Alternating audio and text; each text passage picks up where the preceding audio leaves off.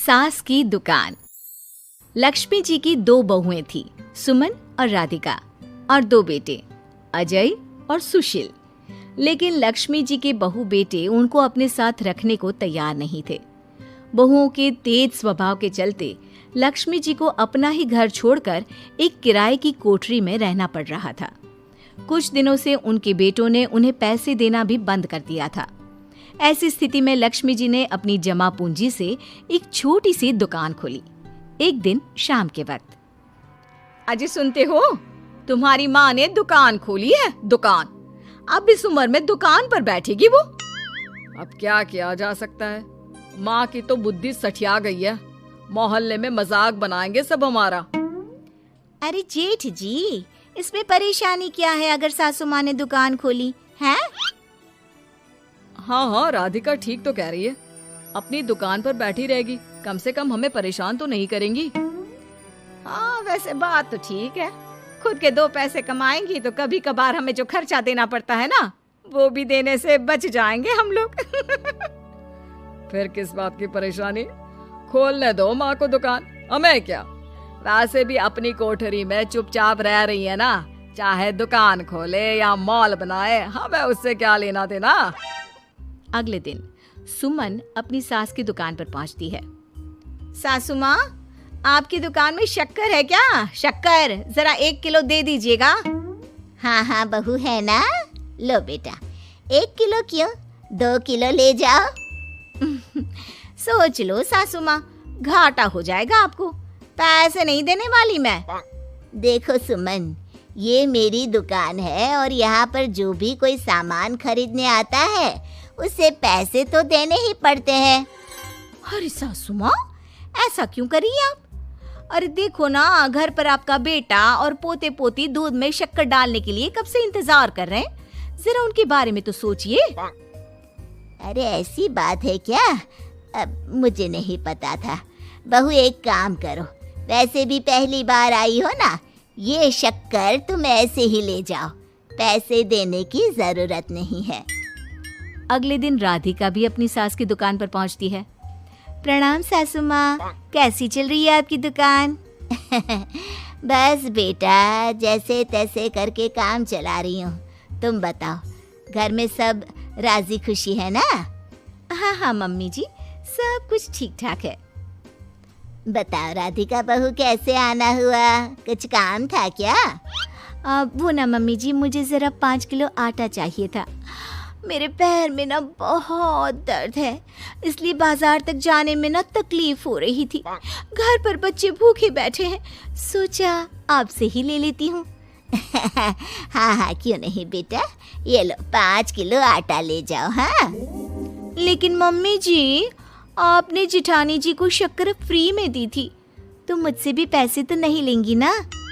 हाँ, अच्छा ठीक है बेटा, कोई बात नहीं, तुम ऐसे ही ले जाओ, बच्चों से क्या पैसे लेना। कुछ दिनों के बाद लक्ष्मी का बेटा अजय दुकान पर पहुंचता है। कैसी हो माँ, दुकान तो अच्छी चल रही है ना तुम्हारी, सब मोहल्ले वाले तारीफ करते रहते हैं। अब क्या करूं बेटा, तुमने तो मुझे सहारा दिया नहीं, गरीब माँ को घर से बाहर निकाल दिया। कुछ तो करना पड़ेगा ना अपना पेट पालने के लिए। वो माँ ना बहुओं की बहुत चिक चिक रहती थी। अब देखो कितनी अच्छी जिंदगी है तुम्हारी, खुद कमाती हो, खुद खर्च करती हो, इससे अच्छी भला कोई जिंदगी हो सकती है क्या? हाँ बेटा, दिल को बहलाने के लिए तुम्हारी ये बात भी सही है, लेकिन कोई बात नहीं बेटा, मैं खुश हूँ। अच्छा माँ, मैं क्या कह रहा था, जरा 500 उधार तो दे देना। कमाल की बात है बेटा, तुम मुझसे पैसे उधार मांग रहे हो, तुम्हारे पास पैसों की क्या कमी है? अरे माँ, इस महीने की तनख्वाह नहीं आई और आप तो अपनी बहू को जानती है ना, उसे शॉपिंग करनी है, जल्दी वापस लौटा दूंगा माँ। ठीक है बेटा, ये लो 500 रुपए, लेकिन देखो कुछ दिनों में वापस दे देना, मुझे अपनी दुकान के लिए माल भी तो खरीदना है। हाँ हाँ ठीक है माँ, जल्दी पैसे लौटा दूंगा। बहुत दिनों तक अजय अपनी माँ लक्ष्मी के पैसे वापस नहीं देता और सुमन और राधिका बार बार किसी न किसी बहाने से अपनी सास लक्ष्मी की दुकान से बिना पैसे दिए खूब सारा सामान ले आती है, जिसकी वजह से लक्ष्मी को अपनी दुकान में बहुत घाटा होता है। फिर एक दिन जब राधिका सामान लेने के लिए लक्ष्मी की दुकान पर पहुंचती है, सासू माँ, जरा वो 1 किलो दाल तो देना। नहीं बहू, अब मैं तुम्हें या सुमन को कोई सामान फ्री में नहीं देने वाली। तुम लोगों ने कभी कोई मदद नहीं की मेरी, उल्टा मेरी दुकान से फ्री का सामान ले जाकर मुझे मुश्किल में डाल दिया है।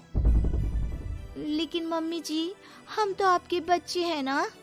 अगर इतना ही मेरे बच्चे हो तो फिर मुझे घर से बाहर क्यों निकाल दिया? देख बहू, अब मैं तुम्हें 1 रुपए का सामान भी फ्री में नहीं दूंगी। और जाकर सुमन को भी कह देना, आए दिन तुम्हारा पति मुझसे उधार ले जाता है और वापस भी नहीं लौटाता। राधिका गुस्से में घर वापस आती है। घर आने के बाद, क्या हुआ राधिका, बहुत गुस्से में लग रही हो तुम? सासू माँ की दुकान पर गई थी ना? सासू माँ का तो कुछ करना पड़ेगा, जब से ये दुकान खोलकर बैठी है। अक्कड़ तो देखो उनकी। अरे लेकिन हुआ क्या है? होना क्या है, दाल लेने गई थी, मुझे 4 बातें सुनाकर उल्टा भेज दिया, कुछ दिया भी नहीं। ये तो सासू माँ ने ठीक नहीं किया। देखो मेरे पास ना एक बहुत अच्छा प्लान है। कैसा प्लान भाभी? हम अपनी सासू माँ की दुकान में किसी चोर से कहकर चोरी करवा देते हैं और सारा सामान अपने घर मंगवा लेंगे। उसके बाद हमारे पास फ्री में सामान भी आ जाएगा और सासू माँ की अकल भी ठिकाने आ जाएगी। ठीक है भाभी, मैं आपका पूरा साथ दूंगी।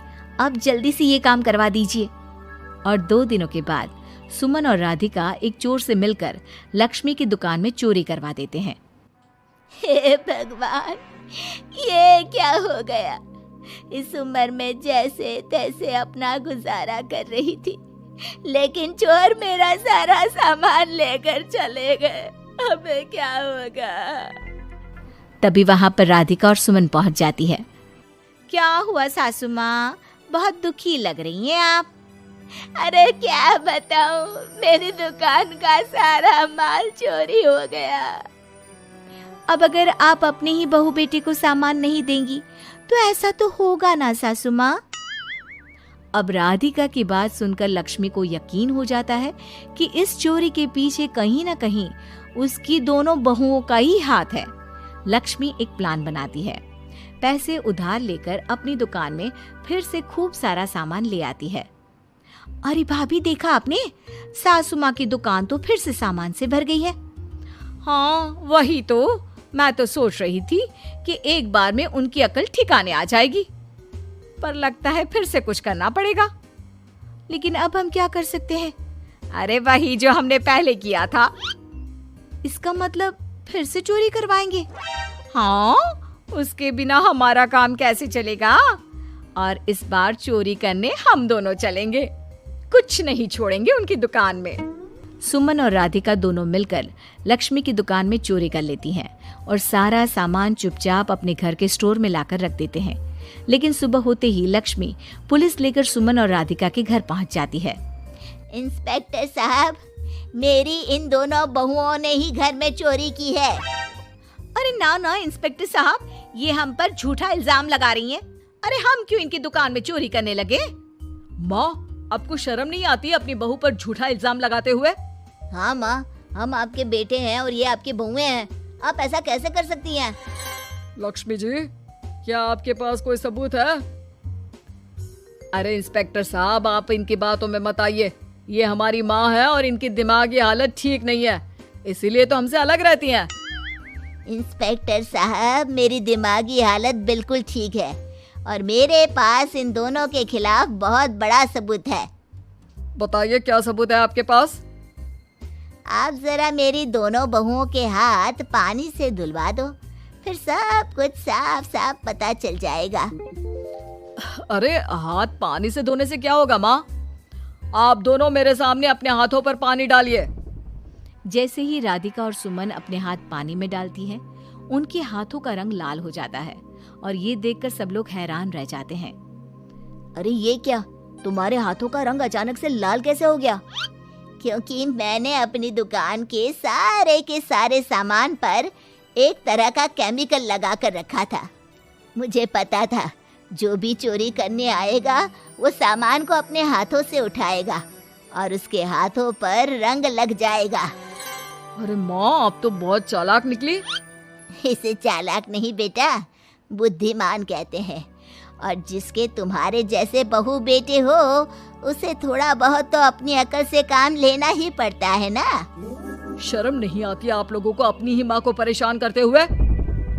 हमें माफ कर दीजिए सासू माँ, हम आइंदा ऐसी गलती कभी नहीं करेंगे। और हाँ, आपको अपने साथ रखेंगे, आपकी सेवा करेंगे और पूरी इज्जत भी देंगे। हमें माफ कर दीजिए।